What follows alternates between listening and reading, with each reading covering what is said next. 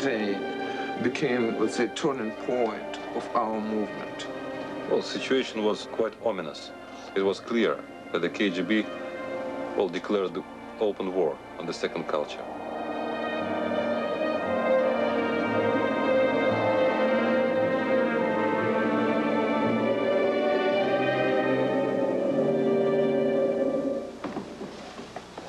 Given the Soviet reality, the Writers' Union could never publish such a controversial collection as Lepta, the authors of which had attracted the anger of the KGB by their demonstration at the December Square. They had to find a reviewer who would denounce Lepta, and they found such a man, Pyotr Vykhotsev, who 20 years ago had attacked Pasternak for his novel Dr. Zhivago. Lenin said that any kind of publicity is a kind of political weapon.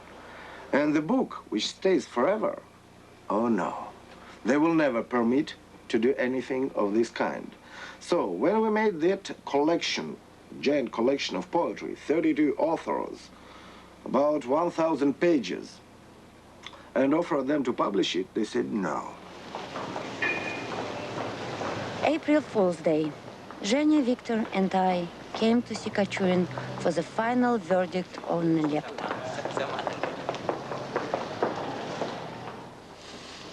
I'm afraid I'm going to have to disappoint you. Your book didn't make it.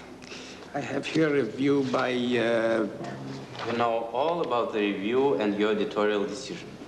Who told you about the decision of the editorial board? GB. GB also told us what's in the review. Who is GB? KGB.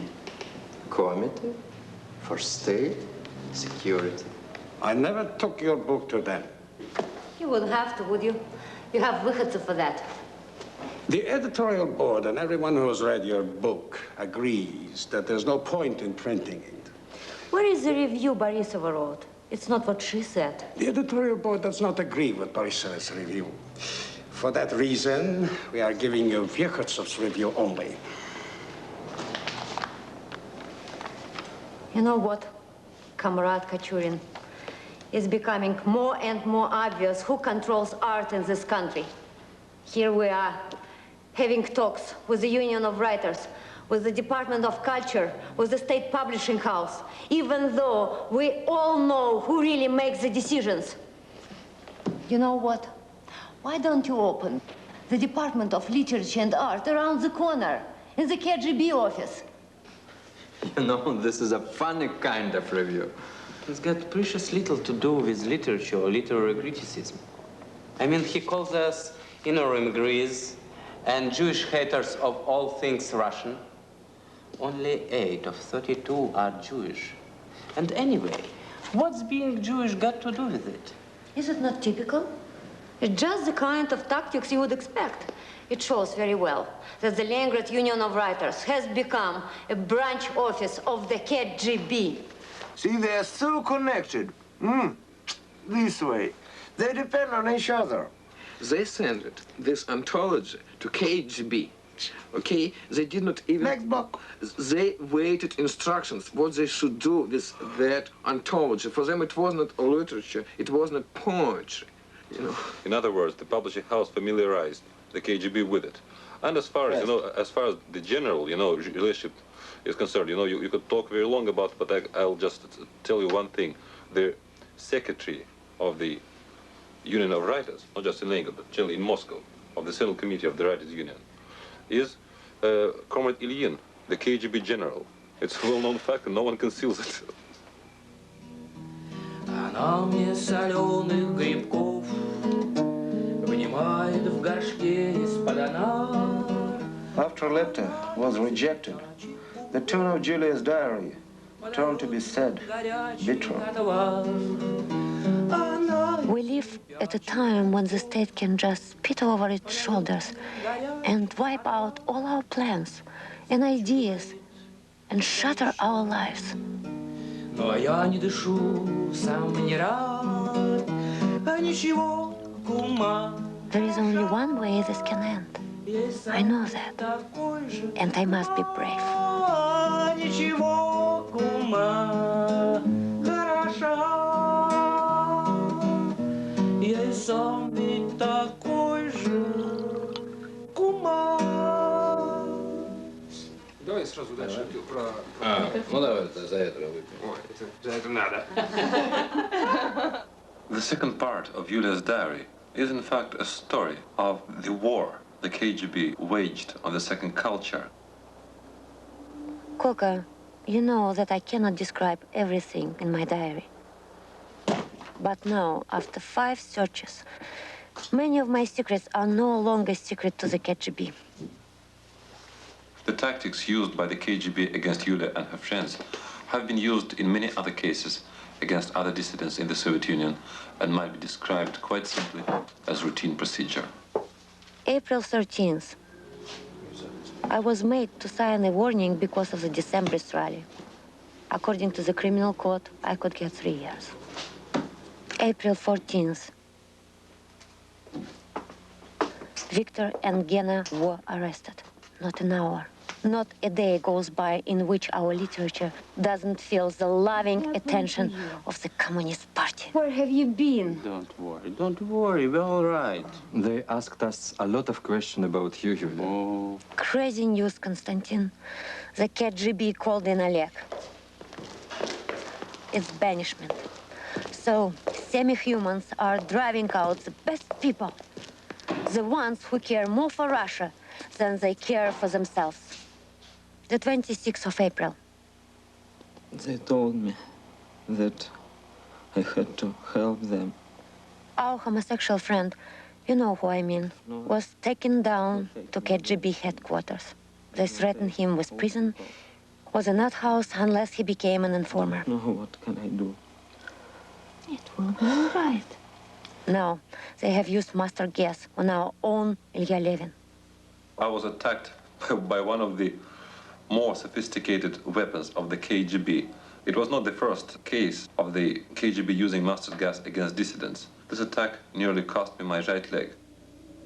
I'm writing this in green ink to cheer myself up, because there is nothing to be cheerful about. Oh, I'm sorry. State bandits have beaten up Pyotr. 4 guys came from an unmarked Volga, just grabbed me, threw me down, and kicked me. A black day. The KGB have killed Yevgeny. Yevgeny Rukhin had been one of Leningrad's leading dissident artists. And it was at this time, in May 1976, that someone deliberately started a fire in his studio. Yevgeny died in that fire. Many people in Leningrad were firmly convinced that it was the KGB that had a hand in his death. I'm so angry. I'm so enraged. Maybe I will get this diary across to you at last, Konstantin. Lord, our whole world has started to spin. Он сам напросился служить в конвой, он сам пожелал воевать. И ему с королевой крутить любовь, ну, просто нельзя никак. Он в нагрудном мешочке носил чеснок и деньги, и партбилет. Она королева, а ей плевать, хочет он или нет. When the graffiti appeared, the reaction of the authorities is indeed difficult to describe. Indeed, it was a big disgrace to have even the KGB have a graffiti on it. The streets, and especially the Nevsky Avenue, were filled with uniformed police and soldiers. Well, the whole thing looked as if Leningrad was, in fact, besieged by the advancing enemy army. The graffiti really enraged Comrade Romanov, the party boss of Leningrad, and held a special meeting to denounce the second culture. In Western intelligence organs. In a speech in September 1976, he denounced the second culture as subversives whose activity was guided by the Western intelligence centers. In our own city, these elements have held unofficial exhibitions of paintings. And so-called poets have even had the gall to compile a book of verses and submit it to an official Soviet publishing house. Let me quote to you from one of these scribblers. Sometimes it is difficult for the poet to find the needed word. Well, comrades, if it is difficult for him to find the needed word, why does he call himself a poet? We have plenty of poets for whom it is no problem to find the needed word. Now these poets and painters have crowned their previous achievement by daubing anti-Soviet graffiti all over our city. But comrades, we have uncovered the gang, and soon we shall bring them to trial.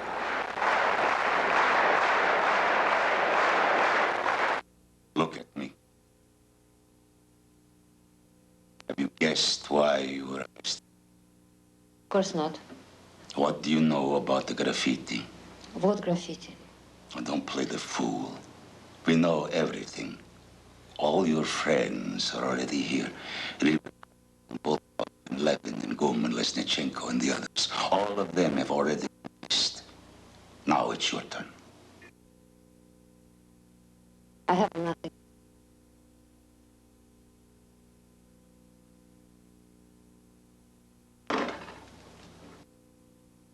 Let me introduce myself. I am Major Anatoly Ivanovich Voloshenyuk, senior investigator of the... How do you do? What do you know about the graffiti? Nothing. Who was with you? Case number 62. Went on like this from 10 o'clock. What time? I just composed a poem in my head. I have had to learn to write verses on the go, and now, during an interrogation. It's a very convenient habit. But your friends have all confessed already. We even have the date and time that you scolded Natalia for not washing the dishes. So what? They told us all this themselves, see? All right, I confess. I scolded Natalia about the dishes, and no one else was present. It only proves that your listening devices were in good working order. Bravo for the Soviet technology. I am Barkov, Deputy Chief of KGB. Hello. Have you made your statement yet? What statement? I would advise you to cooperate with this inquiry. This is no inquiry. This is prosecution. You must understand that we're saying this to you out of humanitarian considerations. Because, yes, because you're a woman and a mother. And you already see that we know everything. But if you know everything, why do you need my statement? Anatoly Ivanovich, have you the file on the Kachachkov case? Yes. Have you heard about that? I think I have. Here, read this.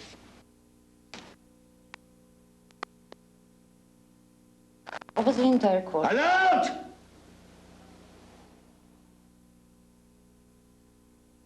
Over the entire course of the investigation, Kazachkov impeded the development of the case. He would not admit his guilt. He refused to make a statement and confessed his crime only in the face of irrefutable evidence and the testimony of witnesses. We often find that a criminal will do, oh, God knows what, but he confesses everything immediately. Another person will do something pretty minor, but he's stubborn, plays the hero. And as a result, he gets a long sentence.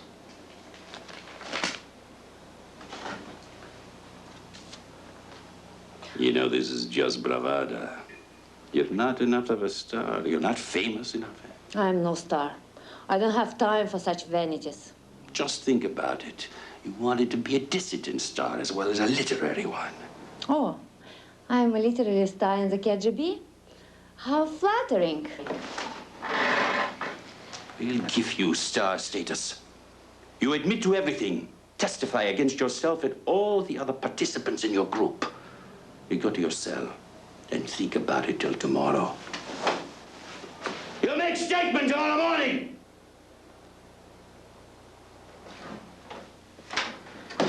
You'll go to your cell, spend the night there, and then we'll see you start to talk.